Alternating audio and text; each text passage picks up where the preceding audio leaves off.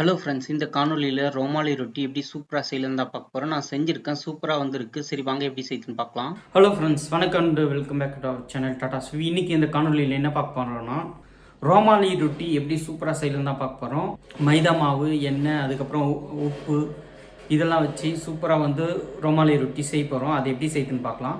இது வந்து பார்த்தீங்கன்னா சிக்கன் கிரேவி இதுக்கெலாம் வந்து சூப்பராக இருக்கும். இந்த கப்பால் வந்து நான் 3 கப்பு மாவு எடுத்துக்கிட்டேன். அதாவது 400 கிராம். அரை டேபிள் ஸ்பூன் அளவுக்கு நம்ம உப்பு சேர்த்துக்கலாம். இதே டேபிள் ஸ்பூனால் அரை டேபிள் ஸ்பூன் அளவுக்கு சர்க்கரை சேர்த்துக்கலாம். இந்த டீஸ்பூன் அளவு வந்து பார்த்திங்கன்னா 2 டேபிள் ஸ்பூன் அளவுக்கு நெய் விட்டுக்கலாம். 1 டேபிள் ஸ்பூன் சேர்த்துக்கலாம். இன்னொரு டேபிள் ஸ்பூனும் சேர்த்துக்கலாம். நீங்கள் நெய்க்கு பதிலாக வந்து பார்த்திங்கன்னா எண்ணெயும் சேர்த்துக்கலாம். பால் வந்து நம்ம வந்து காய்ச்சி ஆற வச்சுருக்கோம். மிதமான சூட்டில் இருக்குது. இதை ஊற்றி நல்லா மிக்ஸ் பண்ணிக்கலாம்.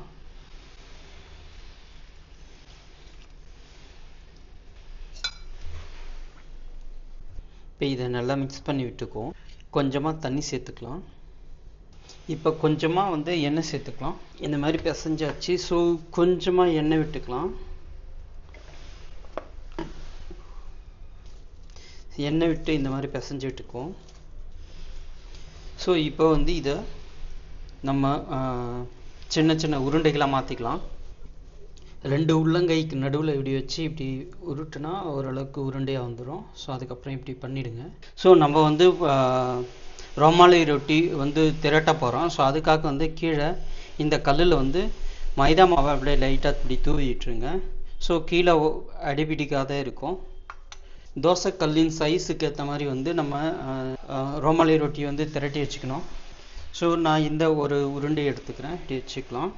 இப்போ 2 உருண்டையாக நம்ம எடுத்து திரட்டி அது மேலே ஒன்று மேலே ஒன்று ஒட்ட வைக்கணும். அதுக்கு நடுவில் வந்து மைதா மாவும் கொஞ்சம் எண்ணெயும் சேர்க்கணும். அது எப்படின்னு பார்க்கலாம். இப்போ நான் இதை எடுத்துக்கிட்டேன். வச்சு இப்படி திரட்டுவோம்.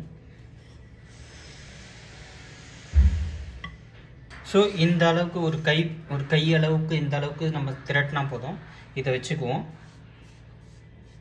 இப்போ வந்து இன்னொரு உருண்டையை எடுத்து நம்ம திரட்டுவோம். அதே மாதிரி இதையும் திரட்டியாச்சு. ஸோ 2 ஓரளவுக்கு சேமாக வந்த உடனே பார்த்தீங்கன்னா தெரியும், இது 2 ஓரளவுக்கு சேமாக இருக்குது. ஸோ இப்போ வந்து என்ன பண்ண போகிறோம்னா எண்ணெய் விட்டுக்கலாம். எண்ணெய் விட்டு இப்படி அவ்வளோதான். ஸோ எண்ணெய் வந்து நல்லா விட்டாச்சு. இப்போ இதில் மாவு சேர்த்துக்கலாம். மாவு சேர்த்தாச்சு. இப்போ இது மேலே வச்சுருவோம். மேலே வச்சு இப்படி அப்படியே திரட்டுவோம்.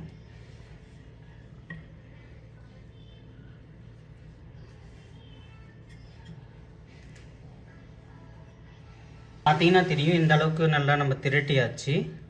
தோசைக்கல்லில் போட்டு எடுத்துடலாம். அதாவது பேனில் போட்டு எடுத்துடலாம். ஸோ இந்த மாதிரி நல்லா தோசைக்கல் காஞ்சிட்டு இருந்துச்சுன்னா ஆட்டோமேட்டிக்காக அழகாக மேலே வரும். ஸோ இப்போ வந்து நம்ம திருப்பி போட்டுக்கலாம். பாருங்கள். ஸோ இப்போ வந்து இதை நம்ம 2ஆக பிரிச்சுக்கலாம்.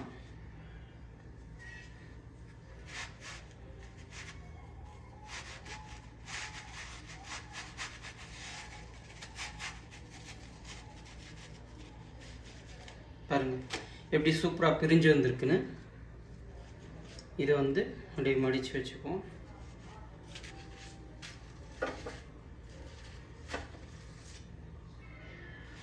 நம்ம வந்து சூப்பராக வந்து ரோமாலி ரொட்டி செஞ்சுருக்குங்க. எவ்வளோ சூப்பராக வந்திருக்கு பாருங்கள். இந்த மாதிரி தாங்க செய்யணும்.